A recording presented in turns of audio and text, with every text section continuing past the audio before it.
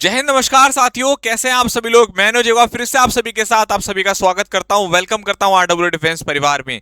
मेरे प्यारे साथियों, आज मैं आप सभी लोगों के लिए फिर से एक बहुत ही शानदार सा कॉन्सेप्ट लेकर के आ गया हूं और उसका नाम है थर्ड कंडीशनल सेंटेंस। मेरे बच्चों, याद होगा आपको कि मैंने आपको सेकंड कंडीशनल भी कराया था और आज बारी है थर्ड की। इस तरीके से छोटे छोटे वीडियोस में हम लोग एक एक कॉन्सेप्ट को डिस्कस करेंगे, जिससे आपको बहुत कम टाइम में बहुत सारा चीज समझ में आने वाली है। तो आज के इस कॉन्सेप्ट में आपको पता चलेगा कि भाई ये होता क्या है, क्या इसके एग्जाम्पल हैं और इवन क्वेश्चन आपके एग्जाम में आए हुए क्वेश्चंस को भी डिस्कस करेंगे। चलिए जल्दी से शुरू करते हैं आज का शानदार जानदार सा सेशन। इसी चैनल पर आपके वीडियो सेक्शन में सेकंड कंडीशन में पड़ा हुआ है, आप वहां पर जाकर उसको देख सकते हैं मगर इस वीडियो के बाद। चलिए, तो प्यारे बच्चों, सबसे पहले तो मैं इसकी डेफिनेशन पर आना चाहूंगा और बताता हूं। आइए पढ़ते हैं, देखते हैं इसकी डेफिनेशन क्या कहती है, क्या कहता है ये आपका third condition sentence. It is also called unfulfilled action. Unfulfilled.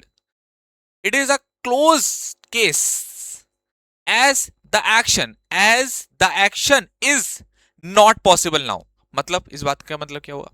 इस बात का मतलब ये है कि ये जो है ना, इसको अनफुलफिल एक्शन भी बोला जाता है। यानी कि ऐसे एक्शन जो पूरे नहीं हो पाए, अनफुलफिल्ड एक्शन, ऐसे काम, ऐसे एक्शन जो पूरे नहीं हो पाए, इसलिए इसको क्लोज केस बोलते हैं। मतलब कि ये केस जैसे ना, भाई ये तो बंद हो गया भाई, अब तो खुल नहीं सकता भाई केस, है ना, बोलते हैं ना भाई ये केस तो क्लोज है, अब तो उसका कुछ नहीं हो सकता। तो अब इसमें हम लोग ये वाली बात आती है कि अब तो उसका कुछ भी नहीं हो सकता। ऐसे एक्शन आपको देखने को मिलेंगे। मतलब व्यक्ति ये कहता है कि यार काश ऐसा हो जाता तो ऐसा हो जाता, मतलब ऐसी सी ही फीलिंग देता है जैसे आपने सेकंड में पढ़ी होगी, लेकिन थोड़ा अंतर है यहाँ पर। एक एग्जाम्पल के तौर पर बताता हूँ कि आपकी क्लास का टाइम 11 बजे है, मान लेते हैं आपकी क्लास का टाइम 11 बजे है और आप 11:30 बजे आते हो क्लास के अंदर, और मैं आपसे कहता हूँ गुस्से में, है ना, खड़ूस मास्टर की तरह, बता भाई क्यों आज लेट आया क्लास के अंदर, तो है बता। तो तुम बोल दो कि गुरुजी मैं तो लेट क्योंकि मैं आ रहा था और मेरे को ऑटो नहीं मिला, मैं लेट हो गया। तो मैंने कहा कि कहाँ से आ रहा था? तो आपने कहा जी मैं जो है, जैसे हमारे मेरठ में तेज घड़ी चौराहा पड़ता है जी, मैं वहां तेज घड़ी से आ रहा था, मेरे को ऑटो नहीं मिला। तो मैंने कहा बे यार, मैं भी वहीं से आया था भाई, अगर मैं तेरे को देख लेता तो मैं अपनी गाड़ी रोक लेता। तो मैंने क्या कहा कि अगर मैं देख लेता तो मैं गाड़ी को रोक लेता, लेकिन ये केस क्लोज हो गया है, ये अनफुल है, अब ऐसा नहीं हो पाया, अब तो पिट है ना। तो मतलब समझ रहे हैं ना मेरी बात? समझ में आ गई आप सभी को बात? चलिए एग्जाम्पल से और समझते हैं इस चीज को। जैसे अच्छा, एग्जाम्पल से पहले एक और बात जो मैं बोल रहा था, स्ट्रक्चर बहुत जरूरी है भाई साहब। अब आपको और मजा आएगा, अब एग्जाम्पल दूंगा, स्ट्रक्चर भी समझ में बता दूंगा, तो आपको और मजा आएगा। देखिए स्ट्रक्चर पर आते हैं। सबसे पहले मैं आपसे बात करूंगा स्ट्रक्चर की। देखो स्ट्रक्चर पे क्या होता है, जैसे आपने सेकंड में पढ़ा था, जो आपको मैंने पढ़ाया था, अभी उसका और इसका कोई लिंक नहीं है आपस में, आप अलग अलग तरीके से करेंगे। बस मैं आपको याद दिला रहा हूँ कि सेकंड वाला भी पढ़ लेना क्योंकि पढ़ा दिया। अब यहां पर देखना, इफ ये कंडीशनल वर्ड होता है, यहाँ इफ भी हो सकता है, वेन भी हम लोग यूज कर सकते हैं अकॉर्डिंग टू टेंस, मतलब कोई भी कंडीशनल वर्ड हो सकता है, लेकिन जनरली हम लोग इफ का यूज करते हैं, तो मैंने आपको यहाँ लगा के दे रखा है। तो इफ के साथ आप लोग यहाँ पर देखोगे कि यहाँ पर आ रहा है if plus subject plus head plus verb की थर्ड फॉर्म।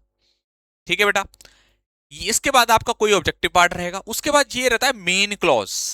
इसमें क्या देखते हैं, सब्जेक्ट वुड हैव के साथ थर्ड फॉर्म। ठीक है, ये आपका क्या है प्यारे बच्चों, आपका मेन क्लॉज है। ये कंडीशनल क्लॉज, ये क्या है आपका प्यारे बच्चों, मेन क्लॉज। ओके, अब ये ऐसे भी लिखा जा सकता है, दोनों तरीके से इसको लिख सकते हैं, है ना, जैसी आपकी मर्जी, जैसा क्वेश्चन दिया हो वहां पर। मगर अगर आप हेड को पहले यूज करते हैं, हेल्पिंग वर्ब को पहले यूज करते हैं, तो फिर आप इफ नहीं लगाएंगे, ये ध्यान रखना। आप ऐसा नहीं करेंगे, इफ हेड नहीं करेंगे। अगर आपको इफ नहीं लगाना तो हेड लगा सकते हो, बना सकते हो। और वैसे हमारी इसमें मर्जी कुछ चलेगी नहीं, क्योंकि कॉम्पिटेटिव एग्जाम में क्वेश्चन आता है डायरेक्ट, वो जैसे देगा हमें उसी तरीके से चेंज करना होगा, लेकिन ये आपकी नॉलेज के लिए, बनाने के लिए। तो यही चीज है, हेड आ गया, सब्जेक्ट थर्ड फॉर्म, उसके बाद मेन क्लॉज आपका पूरा सेम। तो दो तरीके हैं इसको लिखने के, आइए एग्जाम्पल से समझते हैं। देखिए, जैसे आपसे यहाँ पर ये कहता है एग्जाम्पल में, if I had study hard, अगर मैं कठिन मतलब बहुत पढ़ता, स्टडी हार्ड कठिन परिश्रम करता, बहुत ज्यादा पढ़ता, I would have pass exam, मैं परीक्षा पास कर लेता। मतलब कि क्लोज केस हो गया, फिर नहीं पढ़ा फेल हो गया। अभी क्या कह रहा है, वर्तमान में बात कर रहा है कि काश भाई साहब पढ़ लेता तो मैं आज कुछ और ही होता, इसलिए कहते हैं आज पढ़ लो, कभी फिर बाद में आपको ये टेंस यूज करना पड़े, है ना। तो ऐसा नहीं है मेरे बच्चों के साथ ऐसा दिन, इसलिए आज मेहनत कर लो। दूसरा, if I had seen him, देखो वही वाला, अगर मैंने तुम्हें देखा होता, I would have stop my car, मैं अपनी गाड़ी को रोक लेता। तो ये चीजें हमें ध्यान रखनी है कि यहाँ पर हेड आ रहा है, हेड आ रहा है, थर्ड फॉर्म आ रही है, थर्ड फॉर्म आ रही है, राइट। इधर मेन क्लॉज में आओगे, सब्जेक्ट है, would have a third form, ऐसे ही बनने हैं ये सारे के सारे। क्वेश्चन पर आता हूं तो बात पूरी समझ आएगी। आपके सामने दो क्वेश्चन दे रखे हैं, ये दो क्वेश्चन है, एक सेकंड, एक मतलब 2-5 सेकंड के लिए इस क्वेश्चन को मैं थोड़ा सा रुकता हूं और आप लोगों से कहूंगा कि एक बार सॉल्व करो। जहां गलती नजर आ रही है उसको सही करने की कोशिश करो। स्ट्रक्चर आपके सामने है, ठीक है। चलो पहला मैं आपको बताता हूं, एक मैं बताऊंगा, बाकी आप लोग करना। If she had walk fast enough, अगर वो तेज दौड़ी होती है ना, तेज चली होती, ठीक, she will get the bus. अब देखो प्यारे बच्चों, यहां पर अगर आप ध्यान से देखें तो यहां पर दे रख दिया उसने, इधर तो सही दिया है हेड के साथ थर्ड फॉर्म, इधर क्या दे दिया, शी दे दिया। उसके बाद यहां पर क्या देना था, वुड देना था। वुड के बाद क्या देना था, हैव देना था। वुड हैव, है ना, would have, would have, would have के साथ थर्ड फॉर्म। अब गेट की third form get got, got भी होती है, गेट गॉट गॉटन भी होती है, तो दोनों तरीके से यूज कर सकते हैं। तो ये आ गया आपका थर्ड फॉर्म, ठीक है, वुड हैव के साथ थर्ड फॉर्म, तब बस। तो ये आपका इस तरीके से सी पार्ट में एरर हो गया और हमने सही भी करके दिखा दिया। दूसरा देखते हैं, ये उसी तरीके से लिखा है मैंने आपको, जैसे मैंने दूसरा तरीका, हैड यू वर्क हार्ड, तो यहां पर हम लोग क्या करेंगे, विल की जगह पर क्या कर देंगे, वुड कर देंगे। Would have third form check कर लेना, पास सही है, ठीक है। आइए और करते हैं। ये आपका जो क्वेश्चन है वो सेंटेंस इंप्रूवमेंट के हिसाब से दिया है, क्या पता सेंटेंस इंप्रूवमेंट आ जाए तो मेरे बच्चे वो भी कर पाए। तो आपको ये वाला पार्ट, सिर्फ ये वाला पार्ट सही करना है, ये वाला पार्ट, वो उसमें कोई छेड़छाड़ नहीं कर सकते। इस वाला पार्ट अगर आपको गलत लगता है तो इसमें से बताओ कौन सा आएगा इसकी जगह पर, और आपको लगता है ये सही है तो आप नो इंप्रूवमेंट मार्क कर सकते हैं। आपको लगता है दिया हुआ सही है तो नो इंप्रूवमेंट, दिया हुआ गलत है तो फिर तीनों में कौन सा सही है जो इसकी जगह पर आएगा, अंडरलाइन वाला पार्ट। देखो, अरे सिंपल है यार, हेड के साथ थर्ड फॉर्म, हेड के साथ थर्ड फॉर्म, क्योंकि पता किस चला ये आना है। भाई आप कहोगे सर पता कैसे चला, अरे ऐसे पता चला ना, वुड हैव के साथ थर्ड फॉर्म दे रखा है यहाँ पर, उधर मेन क्लॉज में ही दे दिया, इधर इधर गलती करेगा उधर सुधारो, उधर गलती करेगा इधर सुधारो, बहुत आसान है।